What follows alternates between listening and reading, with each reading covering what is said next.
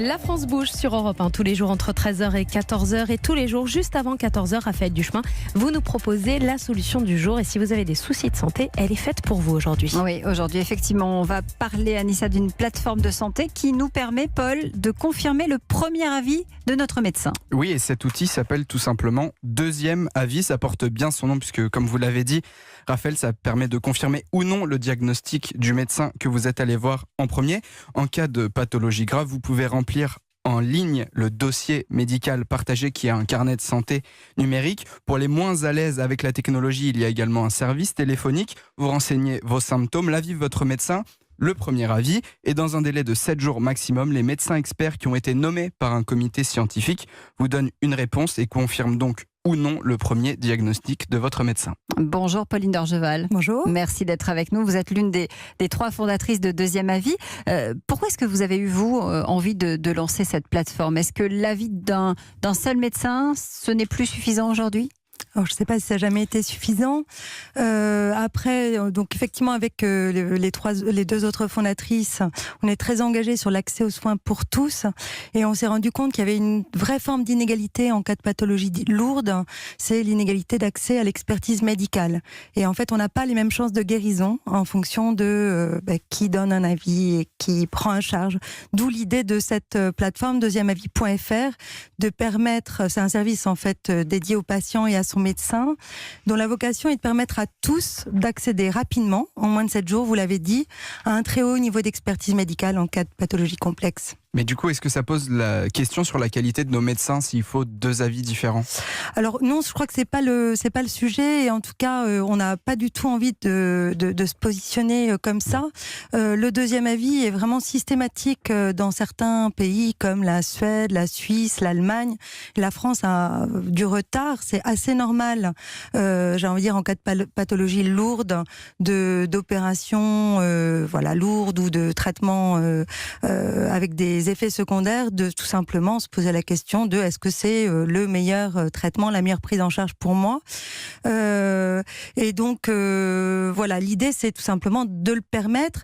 Il y a une autre phénomène, c'est que la médecine depuis 20 ans a fait énormément de progrès et que maintenant les médecins sont surspécialisés et que cette ultra spécialisation est évidemment très inégalement répartie sur le territoire et donc finalement on permet à des médecins et à leurs patients d'y accéder simplement et puis rapidement surtout parce que parfois on doit prendre des décisions rapidement. Et quel est le pourcentage d'erreurs de médecins de premier avis entre Alors guillemets ? attention, je crois que la médecine n'est pas une science exacte. Bien et on ne peut pas parler d'erreurs.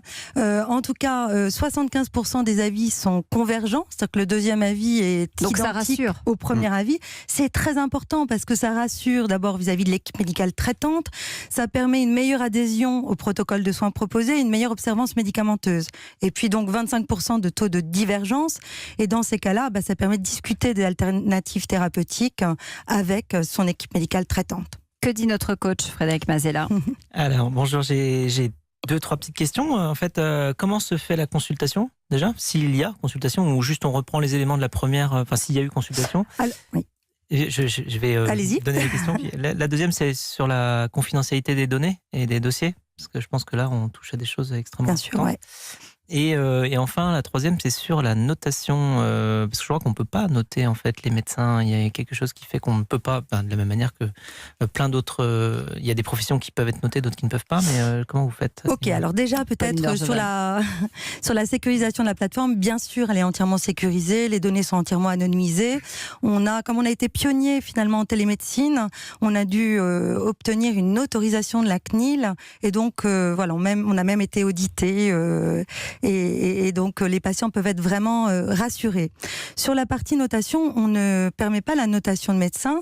Comme vous l'avez dit, en fait, on a un conseil scientifique qui a édité des critères de référencement de médecins avec des critères académiques, des critères de consultation dédiés, des critères d'excellence de leur service ou de leur établissement. Et les médecins sont référencés selon ces critères. C'est pas du tout un référencement exhaustif. Il y a plein d'autres médecins qui peuvent être experts, mais en tout cas, nous, on garantit aux patients patients que les médecins qui ont été référencés sur notre service ont un très haut niveau d'expertise sur le problème de santé concerné. Et sur la manière de faire la consultation, s'il y a une donc c'est une consultation sur dossier.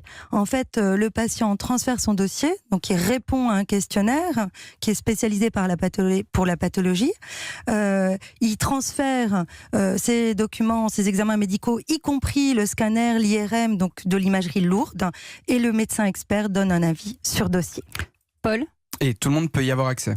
Alors, tout le monde peut y avoir accès. Enfin, l'idée, en tout cas, c'est de permettre à tous d'y accéder gratuitement, sans avance de frais, grâce au partenariat qu'on a avec les complémentaires santé. Parce que c'est remboursé à 100% grâce à ce partenariat. Grâce à ces partenariats. Hein. Donc, voilà, ça c'est important. C'est dans les contrats santé ou prévoyance. Ça s'appelle deuxièmeavis.fr. C'est la solution aujourd'hui. Merci d'être venu. Merci à vous.